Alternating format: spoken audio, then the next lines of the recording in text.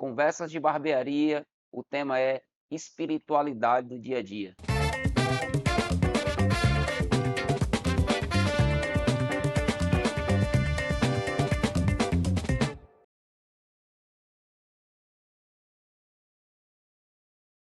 E aí, meus amigos, mais uma vez estamos aqui para um episódio daqueles para pegar fogo e para a gente conversar. Eu queria aí, ó, pedir a vocês a colaboração, sabendo que se você não aperta no sininho, se você não se inscreve, não comenta e não compartilha, o YouTube ele não vai entregar nada. Então, me ajuda aí, compartilha, que você vai estar fortalecendo o canal e ajudando demais a gente. Lembrando que o Pode Barbear, Conversa de Barbearia, nessa nova temporada, tem o apoio da Lei Complementar 195 de 2022, a Lei Paulo Gustavo, através da Secretaria de Turismo e Cultura de Caucaia.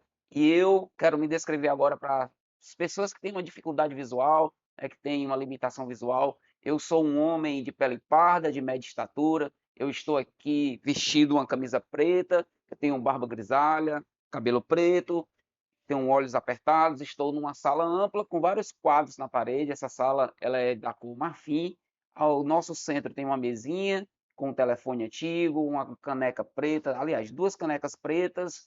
E ao meu lado direito eu tenho o meu convidado, o Ambrósio, que é um cliente, que é um amigo e é um conhecedor, né, um estudioso formado em história, filosofia. E nós queremos hoje debater sobre um assunto que muita gente tem dúvida ou tem o conceito equivocado dentro dessa realidade da vida, do chão da vida, que é o chão da vida, que é o dia a dia, né?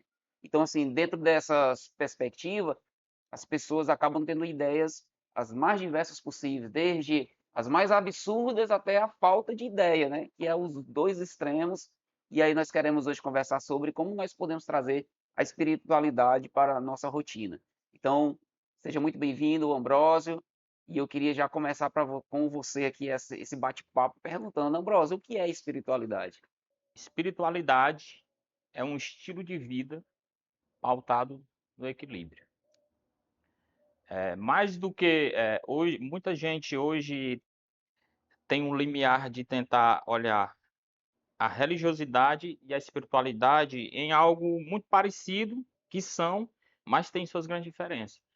Eu acho que a espiritualidade é uma amplitude, é você olhar para a vida de uma forma mais ampla, não meramente as pessoas às vezes confundem, acham que para mim ser espiritual, eu preciso fazer parte de uma religião X, eu preciso, né, isso institucionalizada, eu preciso praticar esses ritos, essa liturgia. Isso faz parte, mas não é o todo. A espiritualidade é como se você olhasse o divino, a vida também, porque ela tem a ver com a nossa vida aqui de uma forma mais ampla. É por isso que, às vezes, ter religião ou não ter religião é irrelevante para a espiritualidade. A espiritualidade, você hoje consegue ser uma pessoa espiritualizada sem necessariamente ser alguém religioso, fazer parte de uma religião. Aí é que está tem a semelhança e aí é que está a diferença, né? A espiritualidade, ela é um conceito amplo. Você pode pegar coisas de várias religiões em si, como se fosse uma salada de fruta aqui, trazer para si e fazer disso algo que é positivo e que faz você melhorar de vida. Tem um equilíbrio, né? Porque tudo está pautado na questão do equilíbrio. Então, estilo de vida. Estilo de vida. E tá aqui, no dia a dia, no contato com as pessoas, na forma de ver o mundo. Ambroso, a história ela é cíclica, né? Ela passa por ciclos que se vão se renovando, apesar da sociedade evoluir em diversas áreas, em diversos vertentes, mas ao mesmo tempo a gente percebe que muitas vezes os problemas que tivemos no passado acabam retornando ao longo da história. Você vê, por exemplo, as sociedades antigas, os povos mais primitivos, com a invenção da escrita, né, com o advento do fogo e de algumas tecnologias que foram surgindo ao longo do tempo, a invenção da roda e etc., nós vamos ver que várias dessas sociedades, dessas comunidades que estavam associadas, né, a lugares e a modos de vivência, eles desenvolveram suas próprias formas de cultivar algo, né? De cultivar um algo sobrenatural. Por exemplo, é muito comum a gente ver literaturas antigas e alguns conceitos desses trazendo a adoração a alguns objetos. Por exemplo, a pedra, o sol, né? E várias religiões elas sempre buscavam um aparato, um totem, alguma coisa para poder reverenciar. E isso esteve muito presente.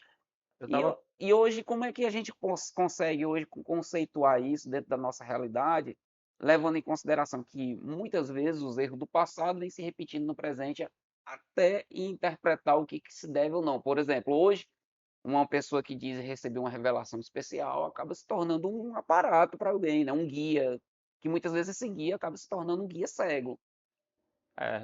recapitulando essa questão antiga, ontem mesmo eu estava refletindo sobre isso.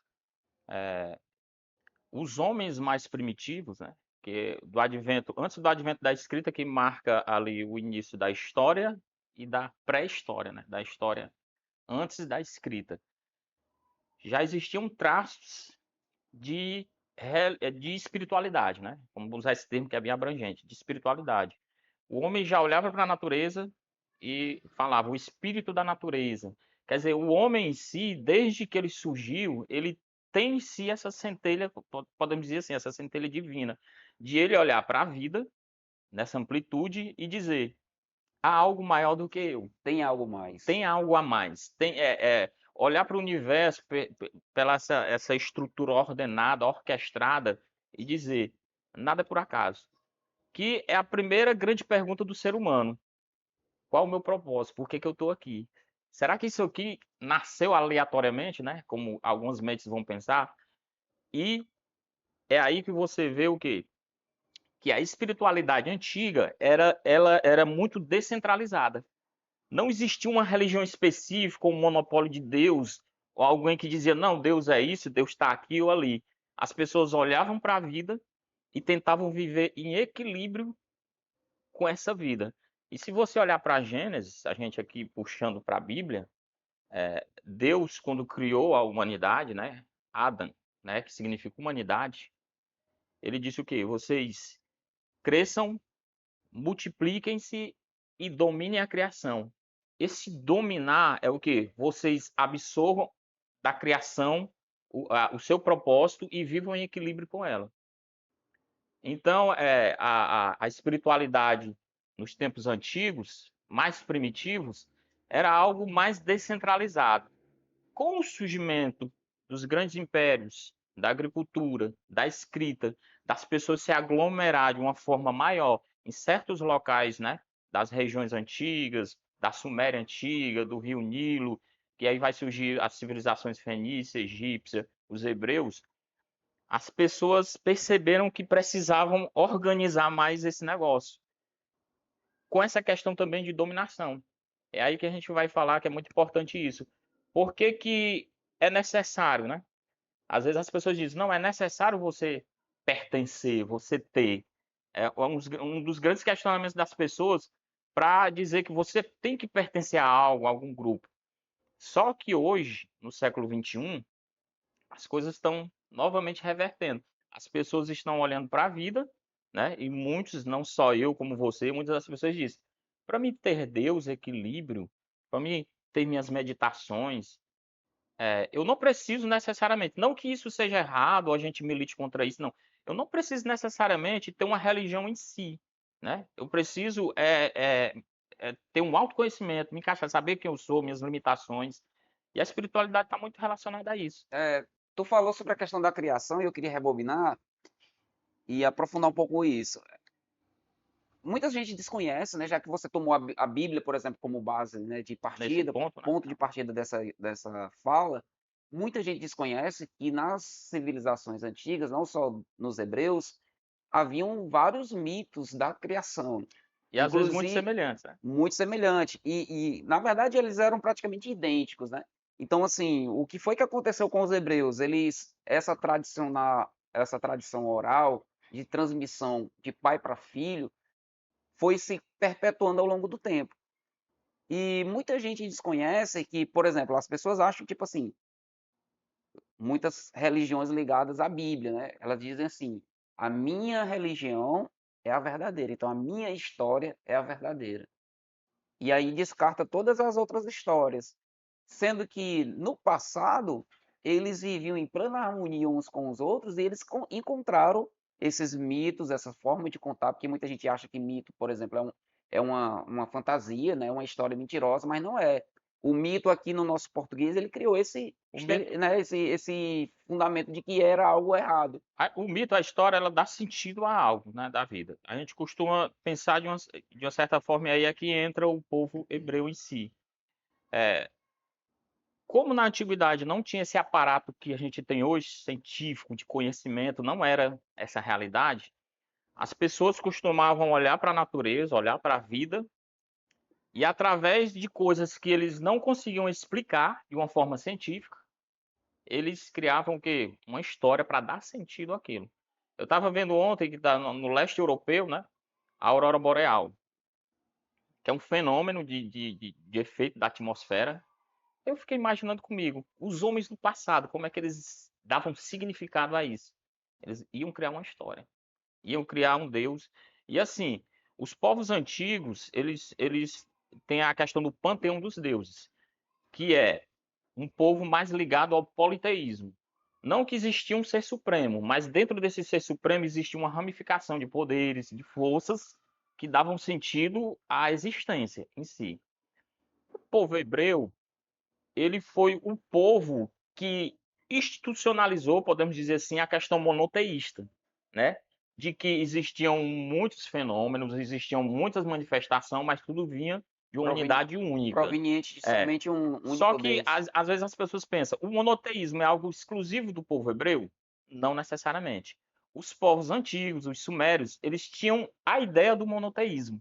Eles já tinham essa ideia. Por que que isso foi atribuído ao povo hebreu? Porque como Abraão saiu daquela parentela ali que eram dos sumérios, da cidade de Ur, que era a Suméria antiga, e ele se juntou, saiu dali e, e fez o que Deus, Deus disse, vai, segue, né?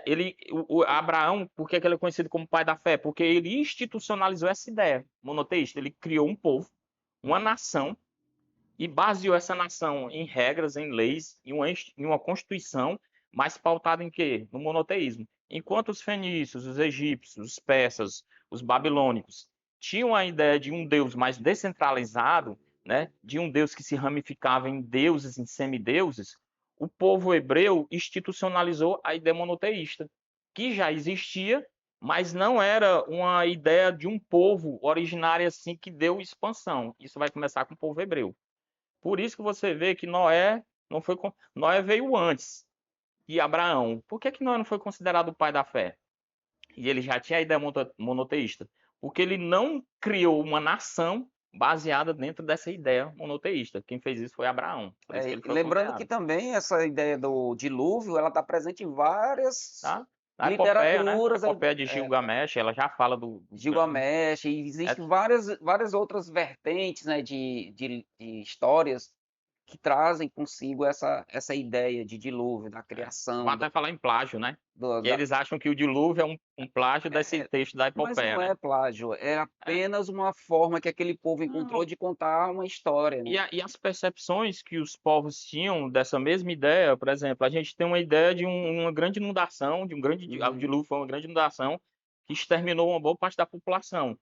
A gente pode contar essa mesma história em momentos diferentes da história, mas que são bem semelhantes. É, Mas não é que ninguém tenha copiado, são ideias que já existiam no e até povo porque antigo. os povos, eles eram nômades, né? Então, assim, raramente um povo se fixava numa terra, porque eles estavam em busca o quê? De água, de É, produção, de cultivo. E aí, quando uma coisa se esvaía aqui, eles iam para um outro lugar e acabavam essas histórias se conectando se conectando, com outras justamente. sociedades, com outras E culturas. às vezes com uma pitada de diferença em alguns espaços, por quê? Porque a gente também coloca no que a gente escreve ou traduz a nossa A cultura, nossa a nossa personalidade, forma né? de ver o mundo, a nossa forma. Isso. É por isso que eu sempre costumo dizer: não existe uma religião unicamente pura. que ela nunca tem absorvido nada de outras Influências de culturas, de outras. influência. Sempre tem, porque o ser humano é assim. Quando o povo de Israel viveu na Babilônia, ele absorveu muita da cultura babilônica. Claro, O claro. aramaico surgiu e outras E expressões. essas ideias que as pessoas hoje têm, por exemplo, quando você fala sobre trindade, né? Se você fala sobre trindade, não existe um fundamento no povo hebreu, dentro da literatura hebraica, dando a ideia da trindade. A ideia da trindade ela só Vai vai nascer surgir depois, de acordo com a influência grega. É porque justamente. existia Aristóteles e Platão, que eles tinham essa dualidade entre eles, porque Platão era alguém que acreditava mais no dualismo, né? Com Algo, certeza. o homem E como na sendo cultura greco-romana? bipartido, né? E já Aristóteles ele tinha essa ideia do tripartido, né? Que era alma, espírito e corpo, Pronto, né? pronto. E na ideia grego-romana, que às vezes a pessoa lê a Bíblia, mas você tem que ter uma ideia de como era a filosofia daquela época onde a Bíblia foi escrita. Essa ideia também de um Deus trino, dessa repartição, está presente na cultura helenística, que é aquela cultura que os romanos absorveram dos gregos. Os gregos foram vencidos pelos romanos, mas os romanos absorveram todo o conhecimento de cultura, de povo, de democracia, de De arquitetura religião, né? dos gregos. Aí eles vão chamar isso de cultura helenística, e a filosofia está incluído nisso. Aí você vai ver muitos textos que, por exemplo, o próprio Paulo, que tinha conhecimento da cultura dos hebreus, da cultura, né, de Israel e da cultura da filosofia também de Platão e Aristóteles. Quando ele fala aquele texto lá, ó, eu vejo a realidade como um espelho, né? O Uhum. espelho naquela época era turvo. Mas um dia essa realidade eu verei ela plena, face a face como ela é. Platão, ele dizia que esse mundo nosso é um mundo imperfeito. Não é o mundo das formas perfeitas.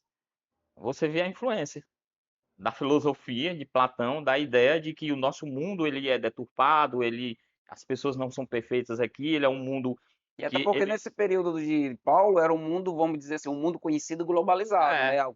Com a construção das estradas, pronto. né? Com os dutos, com a água, com o saneamento básico que havia naquela sociedade, as pessoas andavam, viajavam de um lugar para outro e acabavam interagindo com essas outras E Platão culturas. vai dizer, esse mundo das formas, que é o mundo perfeito, no cristianismo vai ser o céu.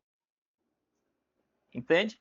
São ideias um pouco diferentes, mas são semelhantes, né? O mundo perfeito, o mundo das formas perfeitas, no É, cristianismo ele vai se tornar o céu, o eu quero paraíso. tocar nessa ideia do céu daqui a pouco, mas antes eu queria falar um pouco sobre essa ideia, né, que as pessoas têm e de onde surgiu, né, essa ideia equivocada que elas têm de que a minha religião é a verdadeira, a única e exclusiva, né, exclusivista.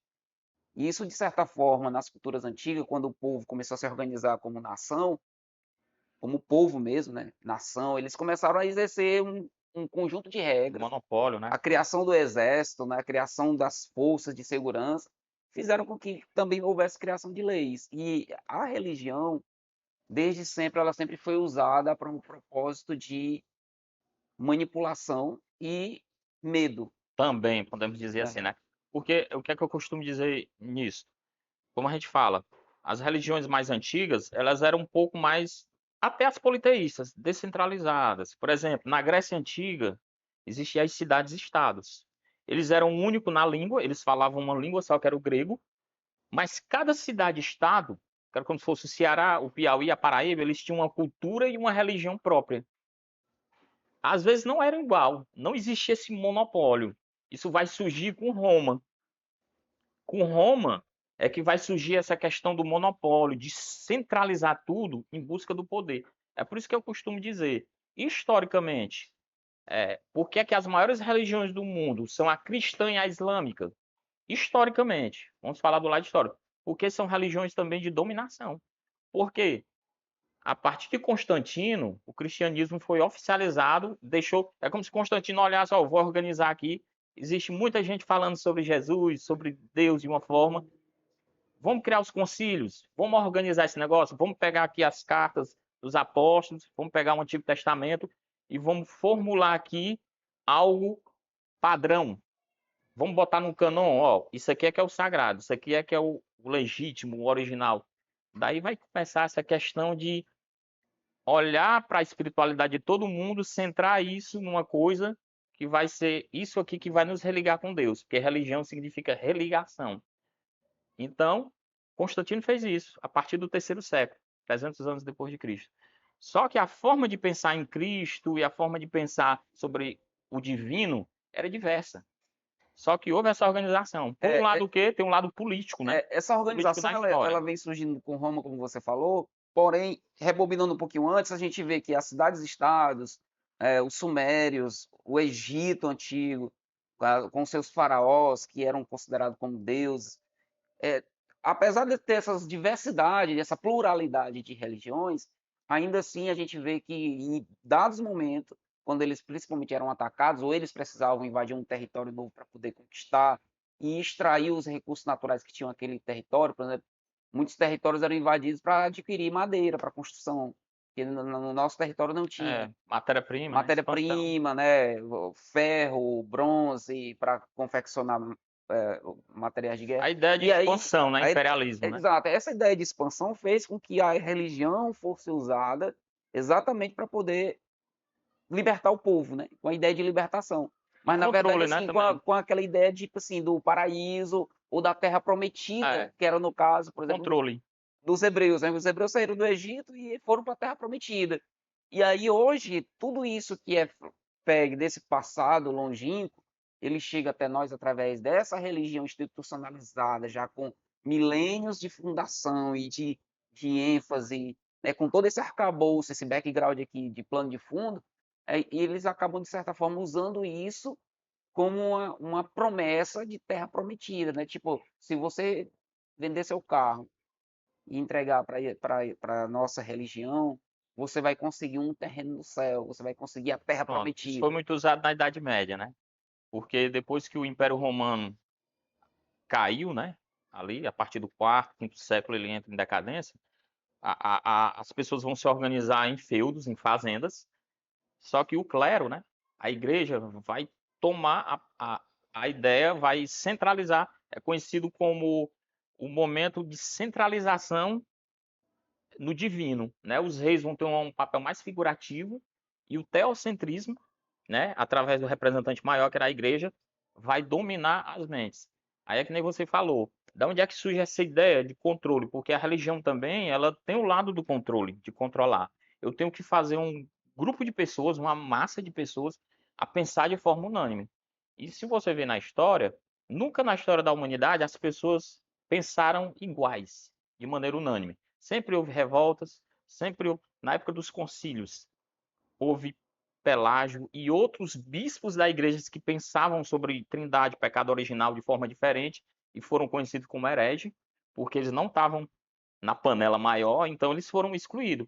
Mas você olha bem, sempre vai ter alguém pensando diferente, olhando para outro ponto de vista, o senso crítico, né? É por isso que hoje as pessoas que têm esse senso crítico mais aguçado, é muito difícil elas permanecer numa religião organizada, porque sempre elas vão querer mudar, vão querer fazer e vai ter aquele controle, vai ter aquela forma de pensar na verdade, mas a verdade é isso aqui, é absoluta, é dessa forma. Só que o cara, não, mas eu não vejo bem assim, né? Aí é que vai surgir as diversificações também de igrejas, de religião, né, de espiritualidade, podemos dizer, num sentido amplo, mas é daí que começou, viu?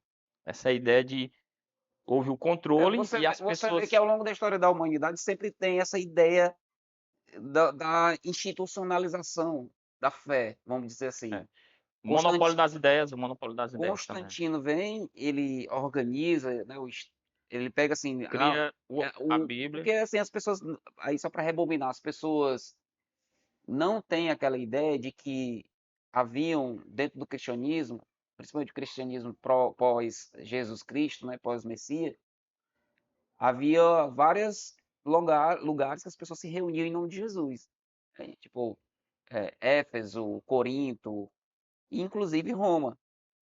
Então, assim, as pessoas não sabem que aquele pessoal que se reunia em Roma começou a chamar atenção, de certa forma, porque eles cresceram tanto na adoração a um único Deus, um Deus invisível, né?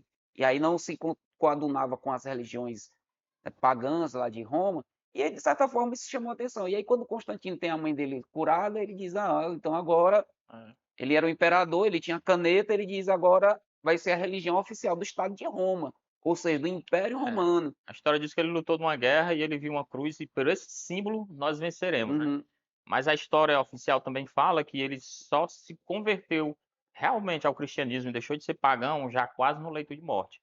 Quer dizer, na realidade, Constantino era, além de estadista, um imperador. Então ele via na religião algo positivo que pudesse contribuir para a unificação de Roma, que estava em decadência. Né? As pessoas achando ruim ou não, a religião tem esse poder. Eu vou unir pessoas em torno dessa ideia, né? E vou, que nem disse, vocês têm que seguir isso porque está aqui o paraíso, porque está aqui Deus, está aqui o castigo. É uma coisa que a gente conversou há muito tempo atrás, na época que estava com aquele projeto, Igreja na Rua e tudo, eu nunca esqueci disso. Que as pessoas, é mais fácil as pessoas obedecer pelo medo e pela culpa do que pela autoconsciência, né? E se você analisar bem, Ferreira, a espiritualidade ela tem muito a ver com a autoconsciência, se conhecer, saber os seus limites, saber o que está dando certo, o que está dando errado. Isso eu acho que faz com que a gente tenha uma mente muito mais abrangente, porque eu acho muito pequeno a pessoa achar que, cara, eu tenho que estar aqui, às vezes eu não concordo com tudo aqui, mas se eu não estiver aqui, Deus vai me castigar, ou eu vou ser condenado.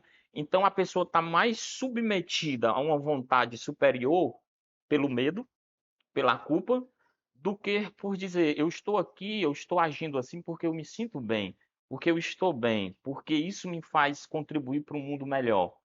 Então, eu acho que é muito do que falta em muitas pessoas religiosas, olhar para essa espiritualidade de uma forma mais abrangente, né? E a gente observa que as pessoas, elas acabam repetindo ciclos, né? Repetindo. Então, elas acabam, de certa forma, não se libertando mentalmente, elas colocam-se dentro de uma prisão institucional, religiosa e litúrgica, por achar que se ela fizer algo diferente, por exemplo, eu estou aqui, vamos usar esse exemplo, eu estou aqui hoje à noite, domingo, na igreja, louvando, engrandecendo, estou santo. Amanhã eu estou lá na empresa dando calote para meus amigos, eu estou profano. Com Ou certeza. seja, as pessoas não têm essa consciência de que não importa ela atender somente uma demanda da religião, ela precisa atender uma demanda interna do ser humano, de Da ele vida, né? evoluir da vida. Porque a vida é assim, plantou, colheu. Então, se você planta coisas boas, você vai colher coisas boas, é natural. É por isso que a gente pode falar dessa questão dos exemplos práticos. A espiritualidade, ela dá muito mais amplitude, você olhar para a vida com amplitude, dizendo assim, o que eu faço no dia a dia, no meu trabalho, na minha vida pública, na minha vida política, no meu dia a dia, com a minha família, tudo contribui ali naquelas pessoas que me cercam. Se eu tiver uma vida pautada no equilíbrio, com boas ações, sendo mais humanista, compreendendo, fazendo coisas boas, isso vai me aproximar muito mais de Deus, do ser divino. Eu sempre costumo dizer que às vezes as pessoas olham para a espiritualidade e até para se religar com Deus mais na vertical do que na horizontal.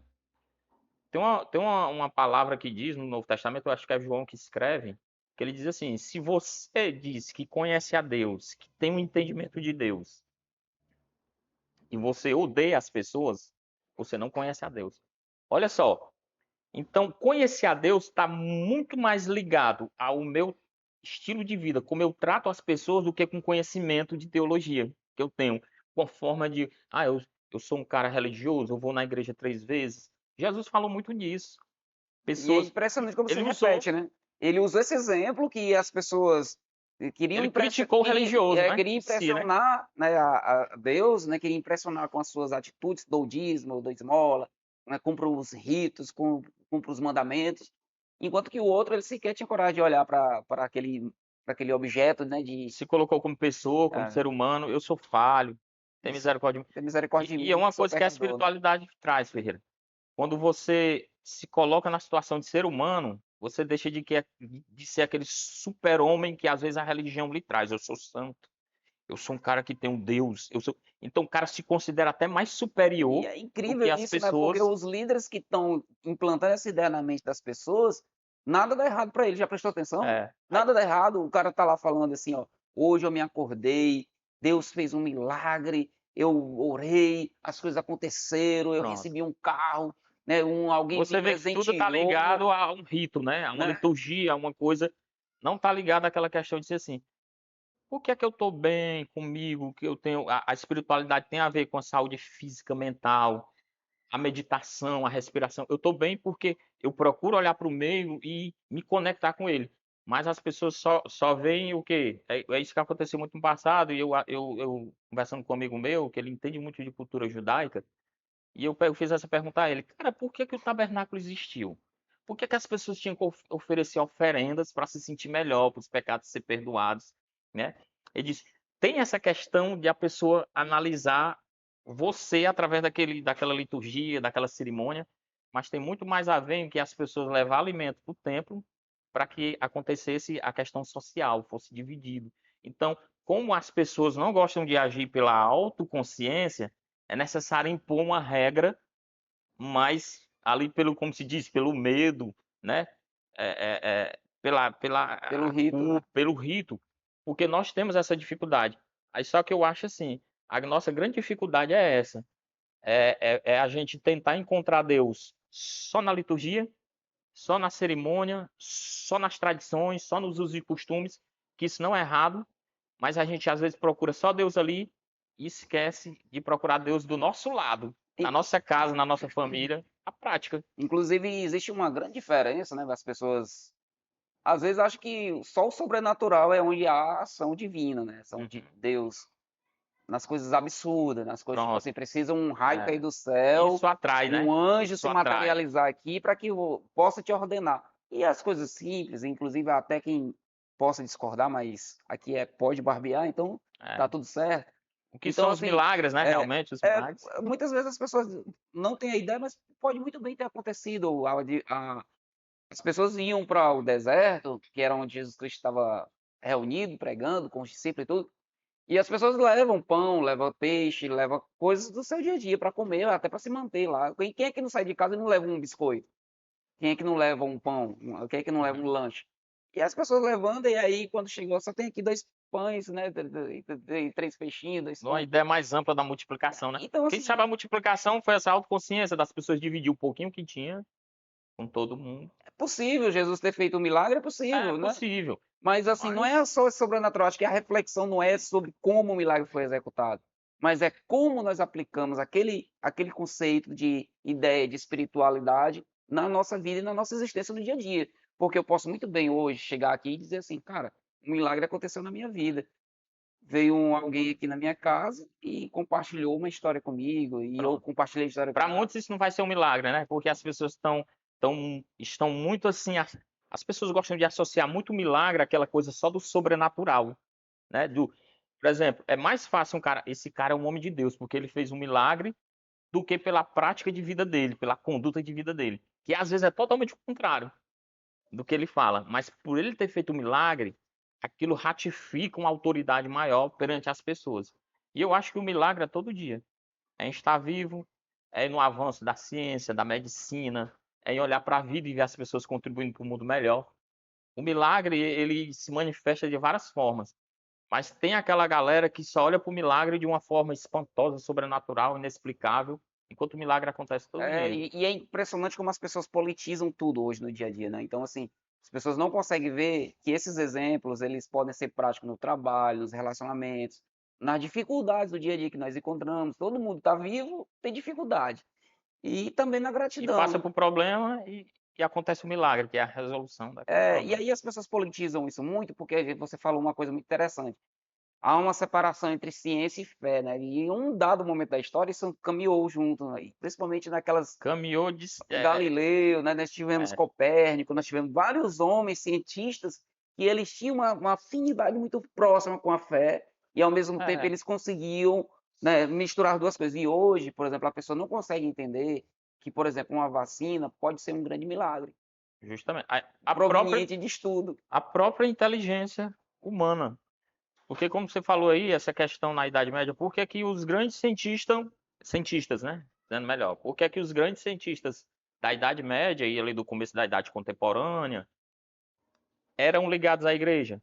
Porque a maioria deles eram monges, a maioria deles eram padres, porque assim, o E eles conhecimento tinham acesso a recursos, a é livros, né, a quando diz bibliotecas. que onde nasceu as universidades, na igreja. Mas por quê? Porque a igreja era detentora do conhecimento, da escrita, do latim. Então, as mentes brilhantes tinham que sair dali, porque eles tinham o conhecimento, só que eles foram além, né? Daqueles dogmas, foram além daquelas ideias, e eles entenderam o que é isso também é espiritualidade. Eu posso buscar, como Deus disse que eu domino a criação, eu posso entender a criação de uma forma mais ampla, e através da criação eu consegui resolver muitos problemas da humanidade, como o quê? Remédio, cirurgia. Antigamente ninguém podia abrir um cadáver, dessecar um cadáver para entender a causa da morte e até a solução de problemas cirúrgicos que futuramente vai ter, porque a alma estava dentro do corpo de uma forma bem literal e não podia se abrir um corpo. Até que pessoas ousaram. E quando elas ousaram, aí surgiu. Quantas mulheres hoje estão vivas porque alguém descobriu como era que se faz uma cesariana? Você Porque olha, por exemplo, as grandes navegações, né? A é, igreja da época, os na homens foram até religião, lá a linha, né? a religião da época dizia que aquela linha não podia ser atravessada porque os barcos Caía. caíam, e alguém teve a É, coragem. de ir. Então são Mas é pautado no conhecimento também, porque naquela época já se faziam mapas mostrando que a Terra tinha uma curvatura, de que você saía desse ponto, ela era redonda e ia chegar em outro. Quer dizer, outra coisa muito importante que eu queria falar, o conhecimento não nos afasta de Deus, ele nos aproxima de Deus. Às vezes de uma forma diferente do que as pessoas vêm ficar dizendo, não, porque o cara que tem muito conhecimento, ele perde a fé, ele enfraquece, ele esfria na fé. Não, ele pode quebrar paradigmas que não esteja de acordo com aquela religião que ele está, aquela igreja que ele está, mas ele vai olhar para Deus de uma forma mais ampla, numa amplitude maior. E isso, às vezes, aproxima ele de Deus de outra maneira, uma visão diferente. eu sempre comparo isso muito com uma luz, né? Se você coloca, por exemplo, uma escuridão, aí você coloca uma luz aqui em cima de um poste, ela vai ter um raio de claridade. Então, até a margem da luz, o restante tudo é escuro. À medida que você aumenta essa luz de tamanho, de altura, você vai expandindo o raio dessa luz. Isso é o conhecimento. Conhecimento. A mente, Quando a sua mente começa a conhecer mais, a buscar mais informação, você começa a alterar o limite da escuridão, que é a falta e de se clareza. a ciência é uma lupa que mostra a realidade de uma forma mais ampla, quanto mais eu entendo a realidade, quanto mais eu entendo como a vida funciona, estou me aproximando de Deus. Eu estou vendo como é que Deus é magnífico e grandioso. É pronto, o mito da caverna de Platão. O cara estava aqui, acorrentado, e o que ele via na parede era o reflexo de sombras de uma realidade que estava lá atrás dele. Até que ele se desvencilhou das correntes, viu um túnel, viu uma luz, olhou lá para fora, viu que tinha natureza, tinha sol, tinha tudo. Quando ele voltou para a caverna e disse: Ó, a realidade não é só essas sombras. Essas sombras é um reflexo, mas a realidade está aqui. Aí Platão ironiza e diz: aí o pessoal que estava lá quiseram matar o cara, ou mataram. Né? Mostrando o quê? O conhecimento ele incomoda também. A amplitude de ver a vida, de ver o divino, incomoda muita gente que está ligado com o quê? Com monopólio, com objeto de poder, que quer manter as pessoas sobre um domínio, tá entendendo? Eu assisti E aquele. ainda tem um detalhe, além de ser tudo isso aí que você falou, ainda tem a questão da manutenção desse sistema oligárquico, né? Que muitas vezes o sistema ele é oligárquico. Ele Com passa de certeza. pai para filho, Um né? nepotismo, né? Esse nepotismo religioso Religioso. e ao mesmo tempo ele se sustenta através da ignorância das É, pessoas, porque ao ponto de que as pessoas eles vão sustentando esse sistema, vão. financeiramente, E como é inclusive. que você conhece no dito popular as pessoas que, assim, rapaz, eu tenho minha vida, eu sou o mesmo, eu tenho equilíbrio, eu tenho minha família, mas eu não frequento uma igreja X ou Y, desigrejado, afastado, longe de Deus, desviado. Olha só como é que as pessoas interpretam, como se você só tivesse uma ligação com Deus, uma harmonia com Deus, né? Se você tivesse naquele nicho específico. Claro que alguém vai usar de eufemismo. Não, mas não é bem assim, tudo. Mas existe esse olhar diferente. Eu tô há 7 anos, uma experiência própria, que eu não faço parte de uma denominação nenhuma. E eu sou a mesma pessoa, tenho minha família, cuido dos meus filhos, sou responsável no meu trabalho, tenho minhas responsabilidades. Claro, mudei o meu estilo de vida em algumas coisas que para mim não são pecados, né? Como tomar um vinho, como tomar uma bebida alcoólica com equilíbrio. Mas para muita gente que olha pela a lupa da religiosidade, esse cara está afastado de Deus, está longe de Deus. E eu me sinto próximo de Deus. Eu E acho eu que tenho minha. Eu né? acho incrível Isso, essa isso é ideia que até as bom pessoas. esse ponto, a gente Eu tocar, acho né? incrível essa ideia que as pessoas têm sobre quem é e quem não é, né? Quem tem ou não É, acesso. Porque, por pronto. exemplo, as pessoas começam a dizer quem vão ou quem não vão para o céu, né? E aquela ideia do É, céu. qual é a igreja certa, Né? né? Qual Então é as pessoas começam a ditar uma norma, né? Uma regra, por exemplo. As pessoas elas se incomodam muito mais com a tatuagem que está no braço de alguém ou com a bebida que alguém é, bebe do isso que define, né? com o caráter que a pessoa vive no oculto e no escondido.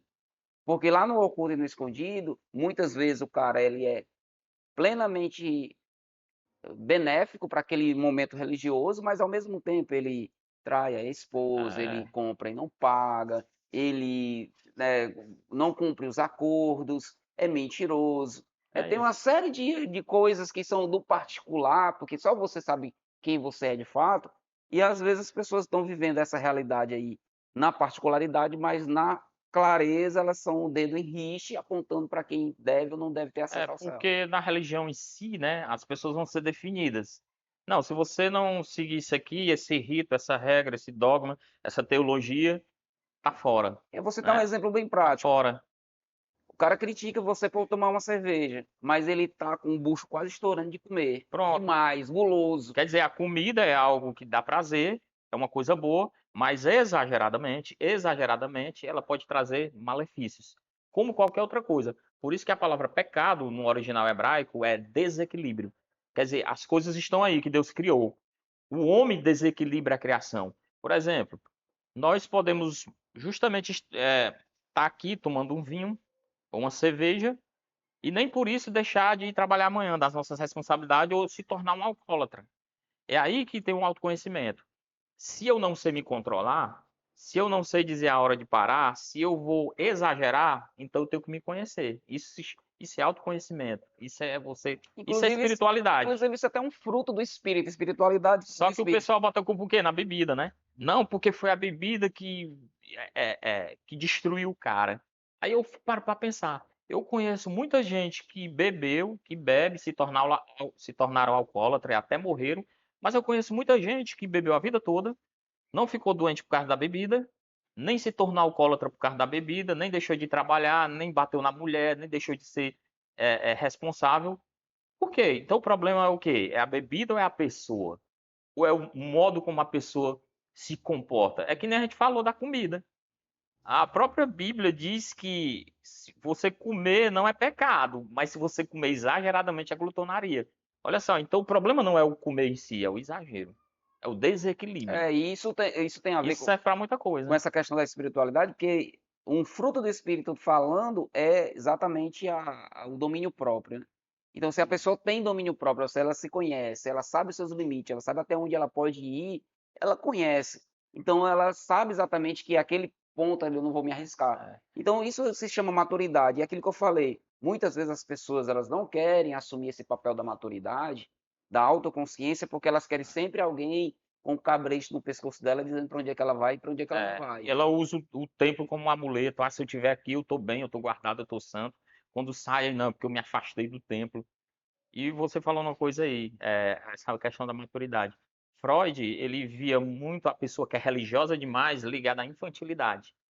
Quando a gente atinge uma maturidade, a gente vai olhando a vida, as histórias que nos contaram e vendo que não, isso aqui faz sentido, isso aqui não faz. E eu costumo dizer e eu digo para as pessoas, às vezes muita gente procura a gente, fala, será que isso é certo? Será que isso é errado? Será que isso é pecado? Será que isso é a vontade de Deus ou não? Eu digo, ó, olhe pelo lado do que faz sentido e da racionalidade, que é o principal dom que Deus colocou na gente, é olhar para a vida de forma racional, olhar o que faz sentido e aquilo que você está fazendo está lhe causando um prejuízo a você, a terceiros e à criação?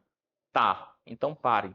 Porque tudo que leva à destruição, tudo que leva à confusão, tudo de uma certa forma não é bom. Agora, se você está fazendo uma coisa que você não está levando prejuízo nem a você, nem a ninguém e nem à criação, e isso vale para muita coisa que o povo estipula como certo e errado, mas meramente um uso e costume, né? Faça, faça.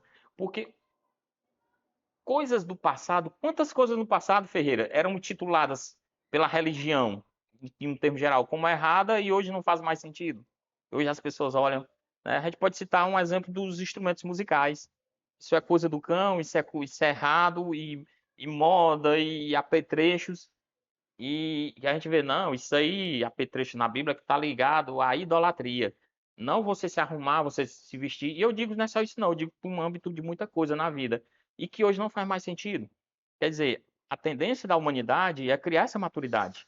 É entender que Deus não está dentro de uma caixinha de fósforo, monopolizado por um grupo, por uma religião, por uma teologia, mas que Deus é algo amplo. Deus é a gente olhar para a vida, espiritualidade, de forma ampla, e catar aquilo para a gente que faz a gente ser um ser humano melhor, uma pessoa melhor na escola, na sociedade, no trabalho, na política, em todos os lugares. É isso que a gente pode usar como ideias práticas e as ideias equivocadas. Às vezes as pessoas acham que eu ser bom é eu pertencer a um grupo, a uma religião, a um dogma, a seguir uma regra, e tá além disso. Não que isso seja errado, não que seja errado, que não é.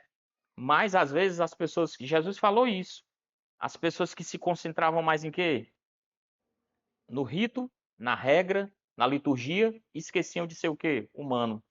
Jesus foi criticado pelos religiosos porque ele era humano, porque ele se sentava com os pecadores, porque ele comia com as pessoas, porque ele se socializava com quem mais precisava dele, porque ele apesar de dentro da teologia cristã ser Deus, mas ele era homem também. Isso é uma lição se você analisar nesse âmbito, né? Dentro da ideia cristã. Quem mais Jesus criticou foram os religiosos.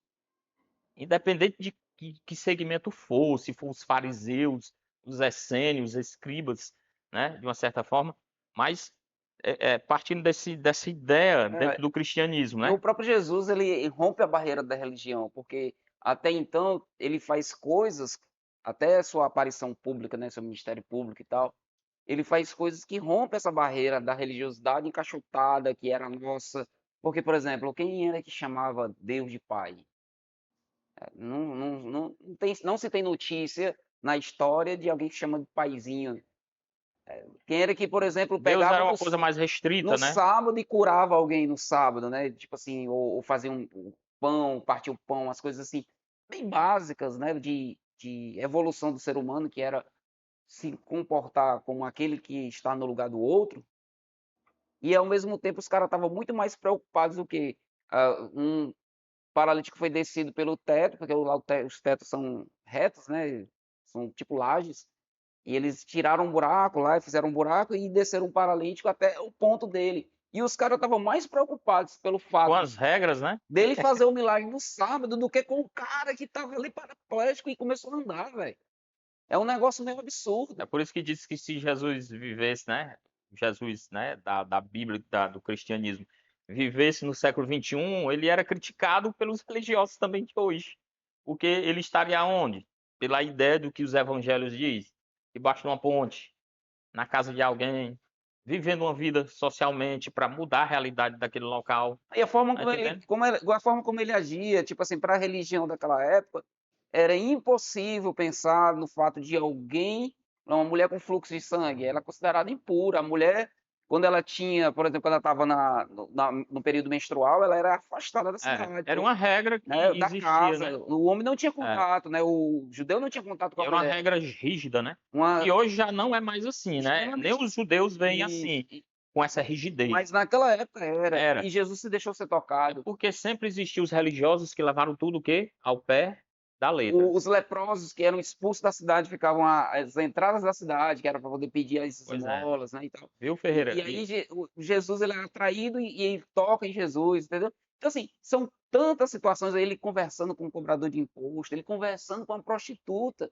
Isso. Então você vê, Mostrando o quanto ele estava inserido entre as pessoas, independente de quem elas fossem.